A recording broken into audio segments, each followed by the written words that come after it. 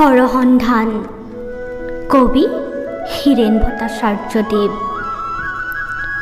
স্বাধীনতা আৰু শান্তিৰ নামত উৎসৰ্গিত ইয়াতেই বান্ধিছিলা তোমাৰ যৌৱনৰ তেজী ঘোঁৰা। বসন্তৰ বতাহৰ দৰে সেই ঘোঁৰাৰ ধূলিয়ে চুমিছিল মোৰে তেজাল আকাশ আৰু তাৰ প্ৰান্তৰৰ সেউজীয়া ঘাঁহ। তাৰপিছত পাৰ হৈ গ'ল চ'তৰ নিদাঘ জুই আৰু বহাগৰ কত অনা ধুমুহা। মই কেতিয়াবা এতিয়াও সপোনত সাৰ পাই উঠোঁ।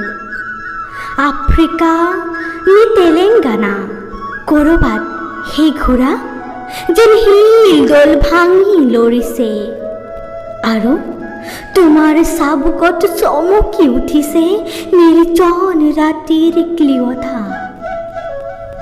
ধন্যবাদ।